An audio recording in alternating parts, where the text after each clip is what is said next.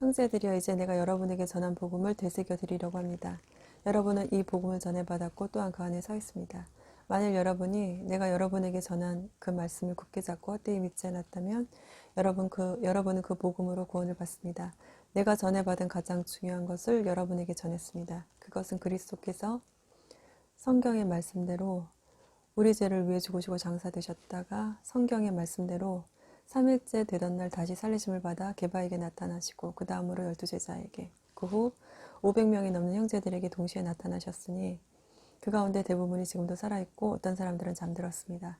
그 후에 야고보에게 나타나셨고 그 다음으로 모든 사도들에게 마지막으로 다리 차지 못한 채 태어난 사람과 같은 내게도 나타나셨습니다. 나는 모든 사도들 가운데 가장 작은 사람이요 사도라 불릴 자격도 없는 사람입니다. 이는 내가 하나님의 교회를 핍박했기 때문입니다. 그러나 오늘날 내가 나된 것은 하나님의 은혜로 된 것입니다. 내게 주신 그분의 은혜가 헛되지 않아 내가 어느 사도보다 더 많이 수고했습니다. 그러나 이것은 내가 한 것이 아니요 오직 나와 함께 하신 하나님의 은혜로 한 것입니다. 그러므로 나나 그들이나 우리가 이렇게 복음을 전파하고 있으며 여러분도 이렇게 믿었습니다.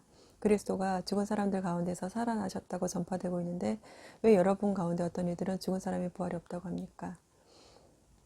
죽은 사람의 부활이 없다면 그리스도께서도 다시 살리심을 받지 못하셨을 것입니다. 만일 그리스도께서 살리심을 받지 못했다면 우리가 전파하는 것도 헛되고 또 여러분의 믿음도 헛되며 또 우리가 하나님의 거짓 증인으로 드러날 것입니다. 만일 죽은 사람들이 다시 살지 못한다면 하나님께서 그리스도를 살리시지 않으셨을 것입니다. 만일 그리스도께서 살리심을 받지 못하셨다면 여러분의 믿음도 헛되고 여러분은 여전히 자신의 죄 가운데 있고 그리스도 안에서 잠든 사람들도 멸망했을 것입니다. 만일 우리가 그리스도 안에서 가진 소망이 이 세상의 생명뿐이면 모든 사람들 가운데 우리가 가장 불쌍한 사람들일 것입니다. 그러나 이제 그리스도께서 죽은 사람들 가운데서 다시 살아나셔서 잠자는 사람들의 첫 열매가 되셨습니다. 한 사람으로 인해 죽음이 들어왔으니 한 사람으로 인해 죽은 사람들의 부활도 옵니다. 곧 아담 안에서 모든 사람이 죽은 것 같이 그리스도 안에서 모든 사람이 생명을 얻을 것입니다. 그러나 각각 차례대로 될 것이니 먼저는 첫 열매인 그리스도이시요 그 다음은 그리스도께서 다시 오실 때 그분에게 속한 사람들입니다. 그 다음에 세상의 마지막이 올 것인데 그때는 그분이 모든 권력과 권세와 권능을 멸하시고 그 나라를 하나님 아버지께 바칠 것입니다. 하나님께서 모든 원수들을 그리스도의 발 아래 두실 때까지 다스리셔야 합니다. 멸망당할 마지막 원수는 죽음입니다. 성경에 이르기를 하나님께서 만물을 그분의 발 아래 두셨다라고 했습니다. 그러나 만물을 발 아래 둔다고 할 때 만물을 그분에게 복종하게 하신 분은 그 안에 들지 않은 것이 분명합니다. 만물을 그분에게 복종하게 하신 때는 아들 자신도 만물을 복종하게 하신 분에게 복종하게 될 것입니다. 이는 하나님께서 만유의 주가 되시려는 것입니다. 만일 부활이 없다면 죽은 사람을 대신해서 세례받은 사람들은 왜 그렇게 하는 것입니까? 만일 죽은 사람들이 전혀 다시 살아나지 못한다면 왜 그들을 위해 세례를 받는 것입니까? 그리고 왜 우리는 시시각각으로 위험을 무릅쓰겠습니까? 형제들이여, 내가 그리스도 예수 우리 주 안에서 가진 내 자랑인 여러분을 두고 단언합니다만 나는 날마다 죽습니다. 만일 내가 에베소에서 이성적인 동기로 맹수들과 싸웠다면 내게 무슨 유익이 있겠습니까? 만일 죽은 사람들이 살아나지 못한다면 내일 죽을 것이니 먹고 마시자라고 할 것입니다. 속지 마십시오. 나쁜 친구들이 좋은 습관을 망쳐버립니다. 정신을 똑바로 차리고 죄를 짓지 마십시오. 하나님을 알지 못하는 사람들이 있으므로 여러분을 부끄럽게 하기 위해 내가 이런 말을 합니다. 그러나 어떤 사람은 죽은 사람들이 어떻게 살아나며 어떤 몸으로 옵니까? 라고 물을 것입니다.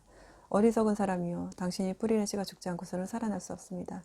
당신이 뿌리는 것은 장차 생겨날 몸 그 자체가 아니라 밀이나 다른 곡식이든지 다만 씨앗을 뿌리는 것입니다. 그러나 하나님께서는 뜻하시는 대로 그 씨에 몸을 주십니다. 곧 각각의 씨에 각기 고유한 몸을 주십니다. 모든 육체가 다 같은 육체가 아닙니다. 사람의 육체가 다르고 짐승의 육체가 다르고 새의 육체가 다르고 물고기의 육체가 다릅니다. 또 하늘에 속한 몸들이 있고 땅에 속한 몸들이 있습니다. 그러나 하늘에 속한 몸들의 영광이 다르고 땅에 속한 몸들의 영광이 다릅니다. 해의 영광이 다르고 달의 영광이 다르고 별들의 영광이 다릅니다. 별과 별의 영광이 서로 다릅니다. 죽은 사람들의 부활도 이와 같습니다. 썩을 몸으로 묻히지만 썩지 않을 것으로 살아납니다. 비천한 가운데 묻히지만 영광 가운데 살아납니다. 약한 사람으로 묻히지만 강한 사람으로 살아납니다. 자연의 몸으로 묻히지만 영적인 몸으로 살아납니다. 자연의 몸이 있다면 영적인 몸도 있습니다. 기록되기를 첫사람 아담은 생명이 있는 영이 됐다라고 한 것처럼 마지막 아담은 생명을 주는 영이 됐습니다.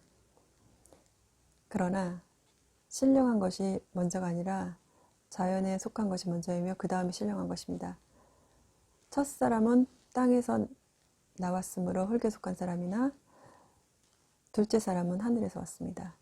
그 흙에 속한 사람과 같이 저 흙에 속한 사람들도 그러하고 그 하늘에 속한 사람과 같이 저 하늘에 속한 사람들도 그러합니다.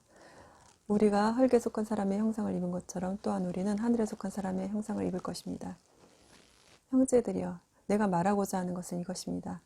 곧 살과 피는 하나님 나라를 이어받을 수 없고 썩을 것은 썩지 않을 것을 이어받을 수 없습니다. 보십시오. 내가 여러분에게 비밀을 말합니다. 우리는 다 죽지 않고 모두 변화할 것입니다. 마지막 나팔소리 순식간에 다 그렇게 될 것입니다. 나팔소리가 나면 죽은 사람들이 썩지 않을 몸으로 살아나고 우리도 변화할 것입니다. 이 썩을 몸이 썩지 않을 것을 입어야 하고 이 죽을 몸이 죽지 않을 것을 입어야 합니다. 이 썩을 몸이 썩지 않을 것을 입고 이 죽을 몸이 죽지 않을 것을 입을 때에는 기록되어 있는 이 말씀이 이루어질 것입니다. 사망이 삼켜져 승리를 얻어도다. 사망아, 내 승리가 어디 있느냐? 사망아, 내 독침이 어디 있느냐? 사망의 독침은 죄예요. 죄의 권세는 율법입니다.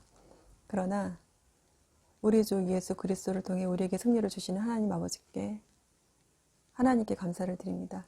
그러므로 내 사랑하는 형제들이여 굳게 서서 흔들리지 마십시오. 여러분의 수고가 주 안에서 헛되지 않음을 알고 항상 주의 일에 더욱 힘쓰는 사람들이 되십시오. 고린도전서 15장 1절에서 58절 말씀. 아멘.